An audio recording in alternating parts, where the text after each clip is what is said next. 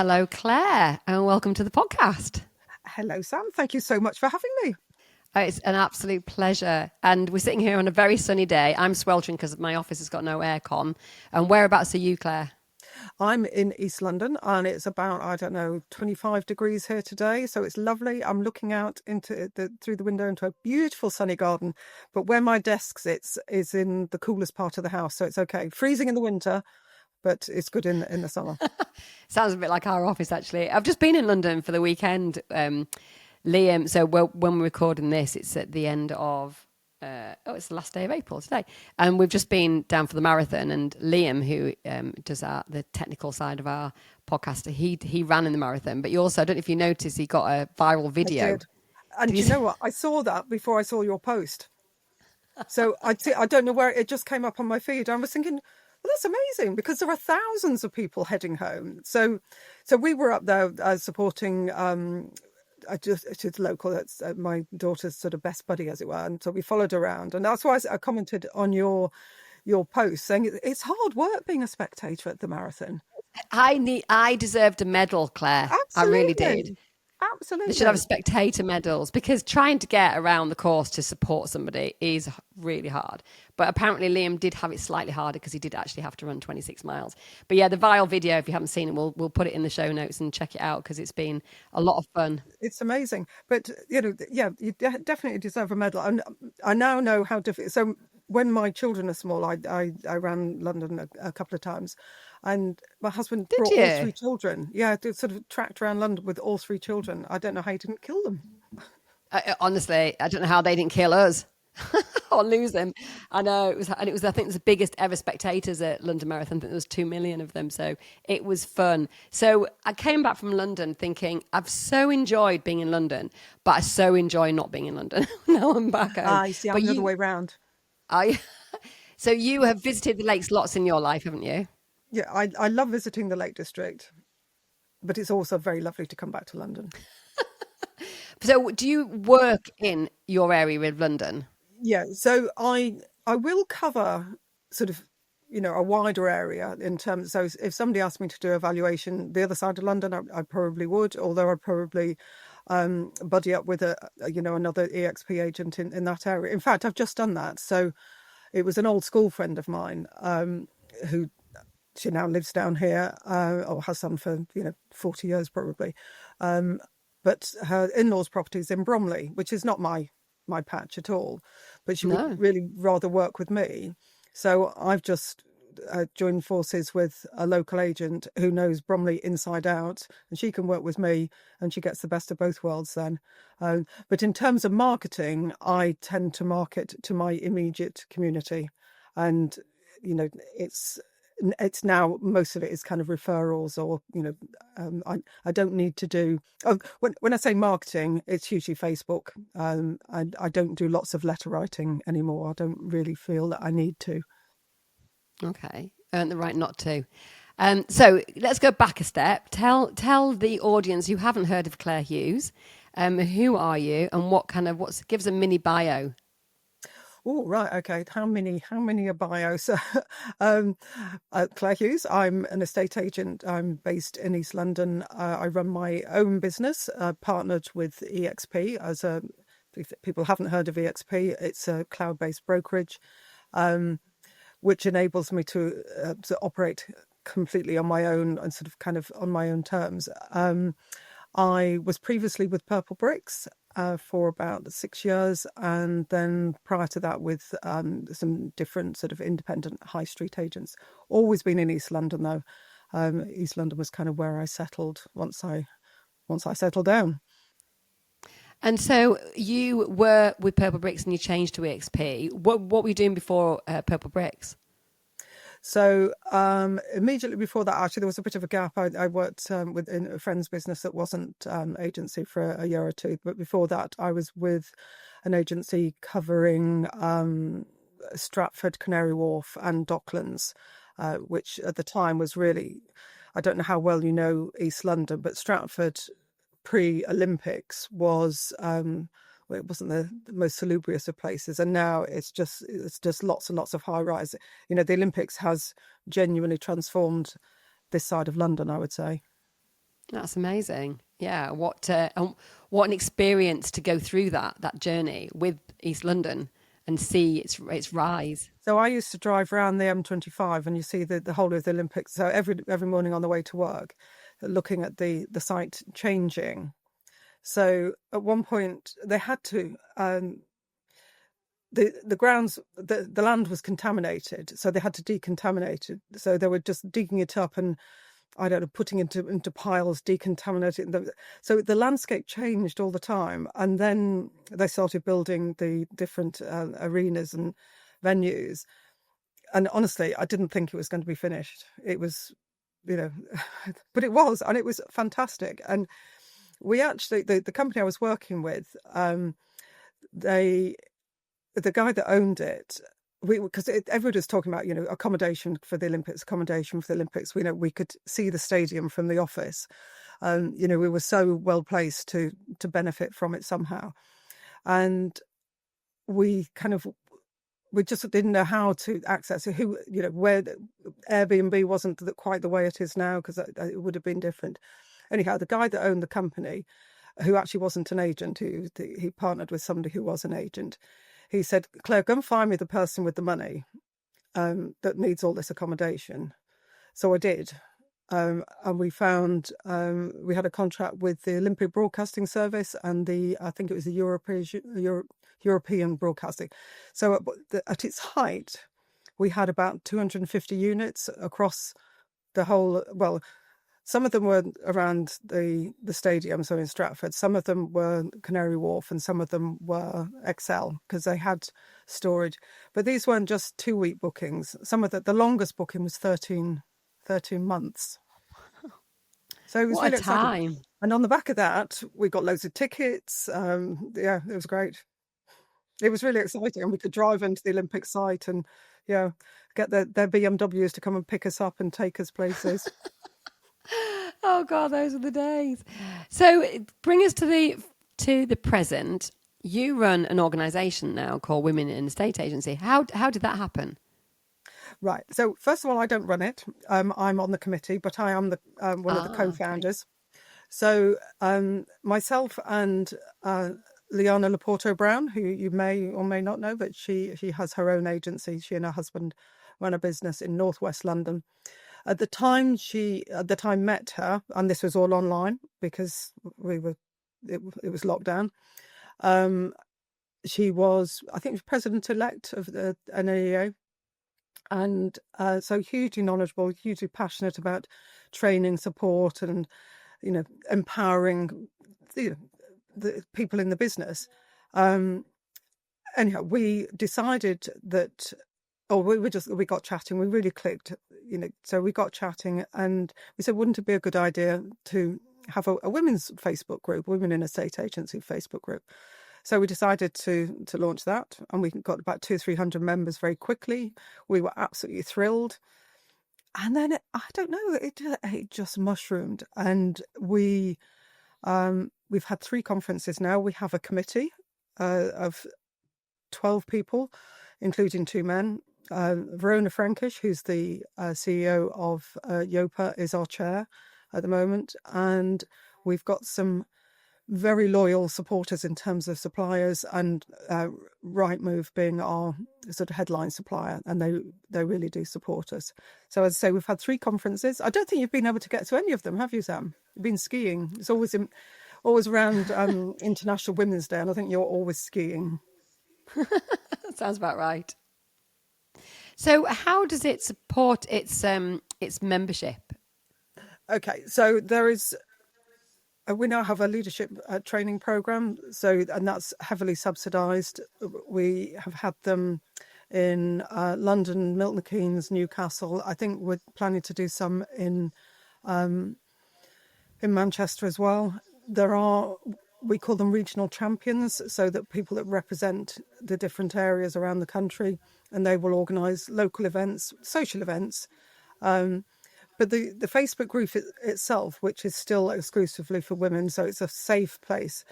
There are people can post in there whatever it is. So if they want to talk about, just they've had a crap day at work and they just want to vent, they will always get support. or it could be a technical question that they're not sure who to ask. Changing compliance, right, renters' rights, but whatever it is, it's a safe place to ask that without fear of anybody attacking them.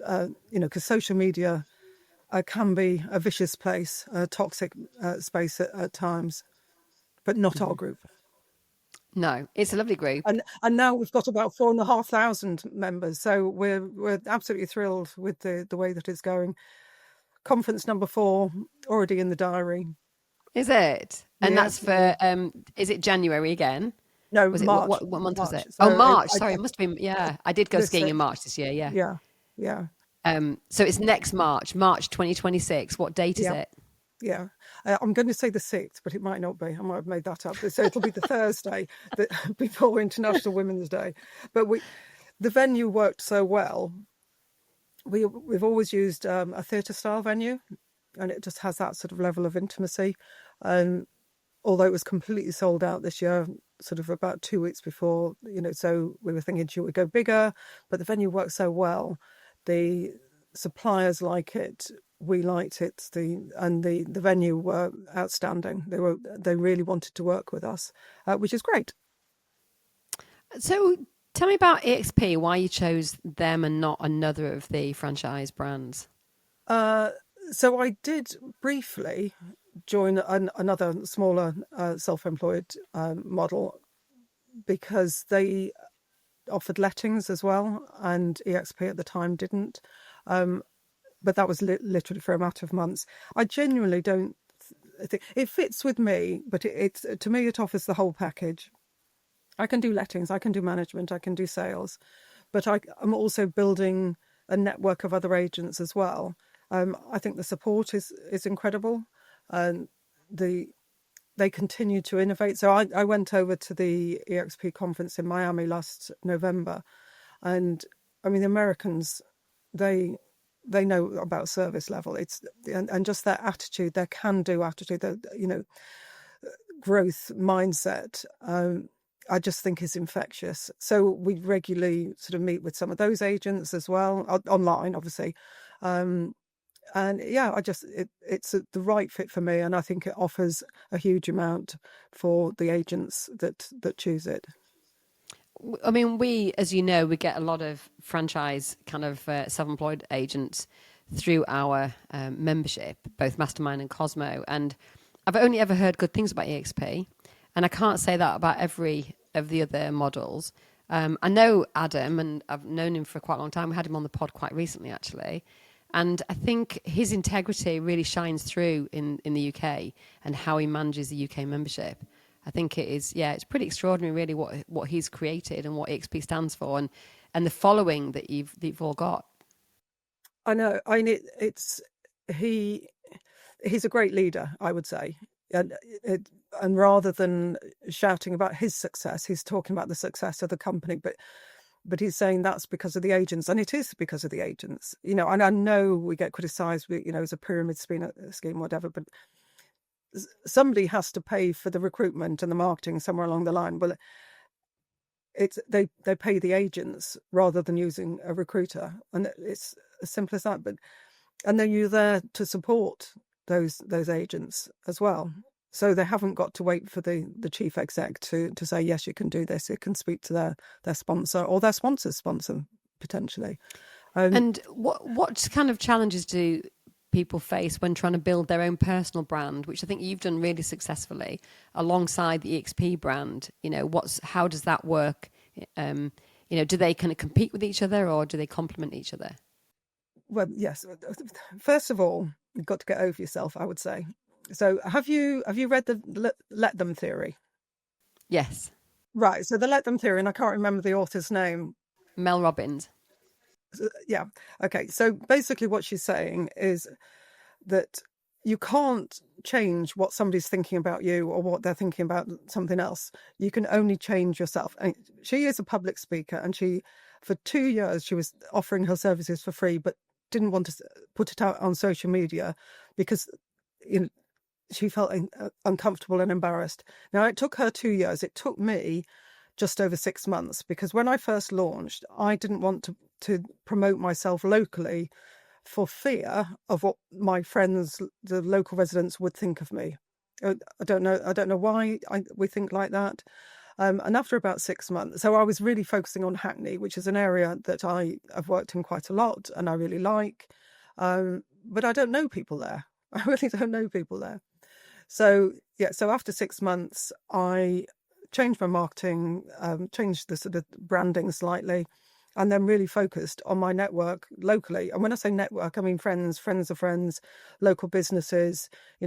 I started a series of videos called Listed Local. So I'd interview local business owners, local fundraisers, and it just all went out there on social media.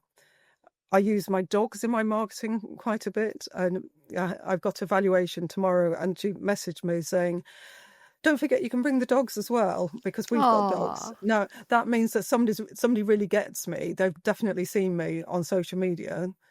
You wouldn't say that unless you knew, would you? So, the dogs sometimes get recognised more than I do. But but it's a small community that I'm focusing on, and it really, well, as I say, get over yourself. And so any of those people, coming back to the let them theory, if they want to think negative thoughts about me, people have opinions about estate agents, don't they?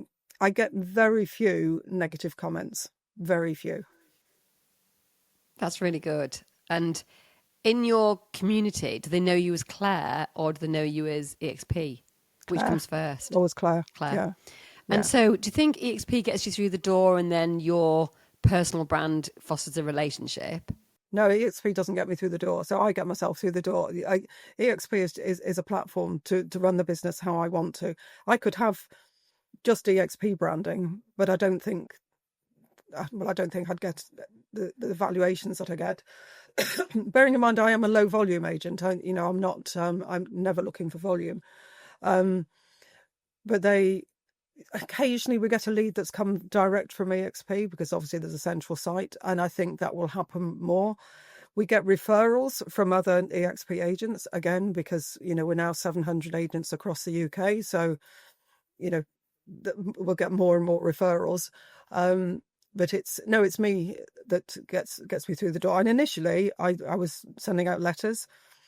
I stole Ashdown Jones style, sending out letters. So sort of long form letter, but sending it out quarterly to certain addresses, because I know that works, because it worked on my father, as you know. Yeah, so can we just explain that? Do you mind, if that's okay? No. So my dad obviously lives in the Lake District, and he was not selling his house, but he pointed out to me, I went up to say, this is pre-COVID, he showed me a letter. He's always been interested in marketing, even though this wasn't his job. Showed me this letter from Ashdown Jones, and he said it was very good, and it was very different from other marketing material he'd ever seen from any other local agents in the Lake District. And I remember ringing you up, Sam, saying, by the way, my father, hadn't met you. My father thinks your marketing's very good, but he's not selling his house. And then literally it's probably 18 months later, maybe 2 years later, whatever. But you were the agent that he chose. That's lovely. So we'd kind of formed a relationship with him that we weren't aware of, because he was receiving our letters and engaging with the content, but not contacting us. And lots and lots of people say that to us, we're not thinking of selling. Then that's fine. And I'm sure you would say the same thing. And then, after a while, maybe it's 2 letters, maybe it's 8 letters, maybe it's 16 letters. They say, can we just have a evaluation? Yeah. And that's how it really starts. And I suppose what we're trying to do with the letters, and this is what we do through our membership and also through Cosmo, is to just start that relationship much earlier than most agents will. Most agents will go straight in heavy on the touting once it's on the market with somebody else. It's a bit like trying to steal somebody's boyfriend after they've already, after they've just started going out with somebody or even been engaged. So I think that starting that relationship early is smart, because you're starting it in a non-pressure environment when emotions aren't high. They're not in the middle of trying to figure out whether they're going to sell or not. And I think that as a low volume agent, and we are as well, is then you can target the very top of the market, which is where your lovely father comes in because his house was extraordinary. Have you seen it now? Yeah. Drive past it most days. Yeah, it's going to be pretty spectacular. Um, but going back to what you were saying about, when you start out with the XP, generally speaking, people, they're not well enough funded to, to do expensive marketing campaigns that may not actually generate any business for 2 or 3 years. They need, so the touting, the sort of normal sort of letters on market, that's the low hanging fruit. And in most areas, there will be properties that aren't being marketed properly, or aren't being, the customers aren't being serviced properly. So you can pick up some sort of quicker wins that way. But I mean, maybe the way to do it is do it sort of a parallel. So sending out the touting letters, and then or start your sort of longer term campaign at the same time. Well, we do both. We send out, so if you've got a high value home in our area, you'll get 16 letters off us a year if you're on the market, which is your quarterly and the monthly. And we find that cements the relationship, because if they have got a high value house, they've been having those quarterly letters for quite some time anyway before they even go on the market. So if they happen to choose another agent, then they'll start getting the other letters, which is the monthlies. And again, it's not, we don't go in as a high pressure sales, and we don't go in as, we've seen you've been on the market for 21 days, you should have had this many No. viewings. I don't think that works in 2025. And I think that personal relationships is at the heart of everything we do, and it's at the heart of what most low volume agents will do Yeah. as well. It is. I mean, and it's a relationship that goes on for quite a few months in most instances. Up to however long the sale takes. But we know that the process is not. It's not like it is in the US or Australia, for example, which are much quicker. It's fraught with obstacles and time. I know. It definitely is. Tell us about the Women in Estate Agency membership that you mentioned to me earlier. Right. So we've launched. So it's in the press today. So we're recording this on the 30th of April. So we've had a rebrand. So Kirsty Franks and the amazing team at Frank Marketing, complete rebrand. It's looking really fresh and lovely. And we've also launched our supporters charter. So people that either can't get to the conference, or some of them aren't allowed in the group because they're men, or we've only got a limited number of spaces at the conference for suppliers to exhibit, but they still want to support us and let people know that they are sort of advocates of the movement and what we're hoping to achieve. So if you go to the Women in Estate Agency website, you'll see the supporters charter on there, and it's a sliding scale. The membership fees starting from, I think it's £175 for a single person, and then sort of single office, 2 to 3 offices, and then there's a suppliers and corporate membership as well. And what's the benefit of being a charter member? So then they will be, they'll get some assets that they can put on their own websites, their own correspondence, to say that they're a supporter of WEA, and that that's really telling the world that they align with our values and our mission. They will also get advance notice of any events that are happening. So there may be some discounts coming up as well. I'm not too sure about that. And then maybe in the future there will be. So as I say, we've already got the champions that have regional events for women, but maybe we can sort of open that up as well. Oh, and there's also, so I forgot about this. There will be some policies that they will be able to access as well. So it could be, I don't know, menopause policy or something, something that's relevant to policy that they may not have. Got it. Okay. So kind of like being a member of, say, EXP, when you have access to documentation and advice and guidance. Is that how you see Women in the Estate Agency charter membership going? I guess so. But I think it's more to say that they want to work together and with us to change the industry, to make sure that our goal is for true equality in our sector, And we still see, if you look at the disparity between the number of women that come into the agency and the number of people at board level or senior management that are women, it flips. There are more women that come in than men, but then by the time you get to the other end, it's mostly men. And it's until that changes. Lots of women don't want that, don't want to be senior management. That's absolutely fine. But if they do, there shouldn't be barriers in their way. So in an agency like ours, it tends to be the young people that apply tend to be female, and the older people that apply tend to be male. Obviously not always, and it's probably only about 60 or 70% true. But if we've got like a sales role, like a valuer role, it almost always attracts men, and almost exclusively men. If we've got a trainee estate agent role, we call them client executives, it's almost exclusively women or young ladies really that apply. Why do you think that is? Right. We did an interview with Simon and Sarah Brown from the Esters. This is probably 3 years ago now, and we were talking about this. So they had come from, well, Sarah certainly come from a sales background, and she said that people applying for sales jobs, there tended to be men, and it's thought to be women, if they don't tick sort of 7 out of 10. So there's 10 criteria. If women don't meet at least 7 of them, they won't apply. Whereas men, it's about 3 and they'll apply. And that's the same for internal promotions as well. So I think it's worth looking at how your job spec is worded, because there's something in it that is not appealing to women. Yeah, so rather than just say women should apply, think, okay, what can we do as an employer to make it more attractive to women? So not the role more attractive, just make the listing, put the barrier down a bit, maybe. Yeah. Because there is a reason they're not applying, and it could be because they think it's not for me, because women are so guilty of that. It's not for me, I can't do it. We actually don't ask for any experience or any qualifications at all.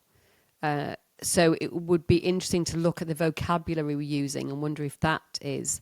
as soon as we put the word trainee in, we always get lots and lots of young ladies applying. If we put in... We wouldn't put experience in. I'm trying to think how we would word... like something like capable of dealing with challenging conversations, or some, I don't know, something of that kind of ilk. That would tend to attract a guy. I think men may think that they are better at handling challenging conversations when actually it might be a woman that is much better at it. But I think that men will apply, like you say, men will apply anyway, and they'll push themselves forward exactly, until they get rejection, whereas women fear the rejection in the first place. I think that's possibly what we're saying, isn't it? Or they think they're not good enough. They just think, no, I don't meet all those criteria, so therefore I won't. But or maybe they don't even recognise their skill set. If you're saying that they're dealing with challenging conversations, so they think, oh, that's not me. And in fact, they do it all the time. But as a parent, you have to deal with challenging conversations. Yeah, that is interesting, isn't it? So potentially looking at the vocabulary that you're using. Yeah, I think you're right. And I think even in our performance and development sessions, when I think about the way that the men versus the women deal with those conversations in their own reviews, which we call pad sessions, even at that point, the women tend to, and again, I'm stereotyping, so I apologise for that, but just generally speaking, let's say 70 or 80% of the time, the women are the ones that need reassurance, whereas the men need correction. Yeah. And again, I think that's women thinking that they're not good enough. So it starts off maybe as parents, something we can do. Potentially. I mean, men and women we do have our differences, of course we do, but the gender stereotyping actually starts when they're tiny, doesn't it? When you're trying to dress your girl in pink and your boys in blue, although our daughter rebelled very early on, was in combats until she was 11, but so and the toys that we give them to play with. I remember one of our sons, he liked to play with a vacuum cleaner at a playgroup when he was about 2, because it hoovered up bricks. And when it came to Christmas, my mother-in-law wanted to know what he wanted for Christmas. And she's quite old school. And I said, oh, you quite like this Hoover thing. Oh, no, because that's not appropriate for a boy, because that's a domestic task. Now, she was old That's school, funny, isn't obviously, it? but I think there's a lot of people still assume that, the little girls want maybe a sewing machine and the boys want a tool set, to drill things. Well, I had this conversation with Phil the other day. We were talking about the term "run like a girl." Have you heard about this? So, if you ask somebody of our age to run like a girl, it showed there was an experiment done where people were auditioning for a part, and they said "run like a girl," and the older people that were auditioning, and they're only in their 30s and 40s, they would run like a very feminine girl, like a girl that couldn't run, basically. Whereas if you ask a 5-year-old to run like a girl, they'll run really strongly. So maybe things are changing over time. Maybe now we're seeing a sea change where gender stereotypes are very different, and where I think women feel like they can be strong and they can have equality. I think my girls, I feel they're in their 20s. I believe that they would believe that they could do any job that they applied for. I don't think that they feel held back by the fact that they're females. But then it's difficult because a state agency is and it is a very male-dominated industry right at the top, as you say. That's the problem that we have. But it's just where the source of that is. I'm not. I don't know. I think it's a complex issue. I don't think it's one Well, problem. the start is it's the existence of women in the state agency as a community, as a movement, and we're having more and more conversations, which is good. So we are getting somewhere, but it will take time. But I'd like to think that, as you've got granddaughters as well. I'd like to think your granddaughters, when they grow up, there will be no need for organisations like ours, or the equivalent in other sectors as well, because I'm sure they do exist in other sectors. And they'll just say, "Oh, why did you have that, Granny? Why did that exist?" I mean, that would be the dream, wouldn't it? It would. It would. In the same way that little girl or children don't. So presidents are always men. If you ask a small child, probably for most people would think that a president of anything is going to be a man, and it's people in senior leadership. And you might also still say a policeman, not a police officer. A fireman instead of firefighter. So you've still got Fireman Sam, and he's the role model for the little ones. So they grow up thinking it's a man's job. It's interesting, isn't it, when you look around? In fact, moving away from gender a little bit, but Phil asked his son Noah, what do you think of rich people? Oh, right, okay. And Noah, who was about 7 at the time, said they're nasty. Oh. Because if you look at the way that rich people are portrayed in children's films and programs, they're usually the evil ones, and the poor people are the good ones. And so if you just look at Disney, that's a prime example of it. So we went around asking our team, what do you think of rich people? It's just this, just the same as, I suppose, the gender sort of instant stereotypes. It's the same really with something like rich poor. People have an instant reaction to it based on their own upbringing and their own values. And if you say to a rich person, what do you think of rich people, they'll say, oh, interesting, I'd like to talk to them more. But if you ask a poor person, what do you think of rich people, you might get a very different response. And I think we just have to take a step back and see when our own stereotyping is causing other people to kind of not be able to share openly how they feel. And I think that's the same whether it's gender or it's we actually had some quality training yesterday from the lovely Melissa Shervington. I don't know if you know her. She runs an agency and a training agency as well in Birmingham. And she was talking to us about what equality meant and what diversity meant, and how that portrays how it is portrayed in our industry, which again is very unbalanced. It's a very kind of white middle class industry in general. Yeah. Just the same as it's a very male dominated industry at the top. Do you think that there is a place for, if somebody said to you, I think there should be a men in a state agency group, what would you say to somebody that said that? Well, if that's for men to decide whether that's that they think that that's necessary. I know that Ben Madden has started the Boys Club, which is more to talk about mental health. And as I understand, but that's for men's mental health, obviously. As I understand it, they meet regularly. It's well supported. People find it really useful. So, I guess if that branches out into something else and there's a need for it, that's really for them to decide, and then for them to think about the kind of conversations they want to have with women.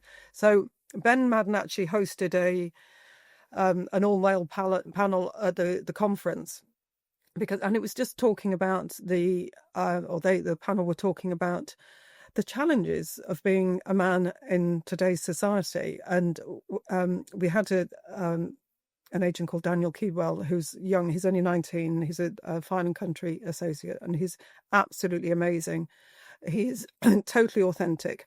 And he was talking about sort of the toxic masculinity that he'd come across in his teenage years. And something that he said, I've recorded a podcast with him recently, something they mentioned as a teenager, he just stopped eating lunch. He didn't tell anybody. He didn't tell his mum, just stopped eating lunch, friends at school, because he thought his body had to be a certain shape, or so he had to do certain things. Now, if 14-year-old boys are doing that, and then also they're seeing some of this awful stuff, so what is it like to be a man as a late teenager, early 20, but also what's it like to being a man? We had Ian McKenzie on the panel as well, so at the other end of the scale, because there are challenges, and this totally unconscious bias that we all have in various aspects of our lives. We need to be made aware of it, and unless we have those conversations and talk about it, people won't be aware, will they? No, you're completely right. And I think, conversations like yours and mine today, it just helps people just think a little bit more, maybe stop and pause and make sure that their actions are congruent with how they really feel, and they're not just kind of going along with things. I think that's probably a good place to leave it, actually, Claire, if that's okay, unless you've got anything else that you'd like to share or anything that I didn't ask you about. No, I think we've covered quite a lot. I've plugged women in estate agents. I feel like we really have. So if anybody wants to know more about it, they can find them all over social media. Good, fantastic. And also, if they are of the male persuasion and they would like to be involved in anything that you do, they can come along to the conferences. Is that right? They can. Yeah, men are very welcome at the conference. We had the first year, I think it was only 10% male delegates, and we're up to sort of 20-25% now, so which is good. That's awesome. That is. It shows a confidence as well in the men that want to come and learn about women's issues in the workplace and in the estate agency. I think that's amazing. Claire, you've been a great guest, and you would be, and you have your own podcast, don't you? What's the name of your podcast? Well, it's the Women in Estate Agency pod. So WIEA pod, WIEA pod. So that's going to be, we've recorded the first ones. It's going out sometime this month, I think. Okay, wonderful. So look out for that too. And if you are a lady and you're not in the Women in Estate Agency Facebook group, I would highly recommend it. A lot of very interesting chat goes on in there. So head over to Facebook and check that out too. And thank you very much, Claire. I'm going to release myself from my 28 degrees office right now. And I hope you have a lovely sunny afternoon in London, and catch up with you very soon. All right. You take care, Sam. Thanks for having me.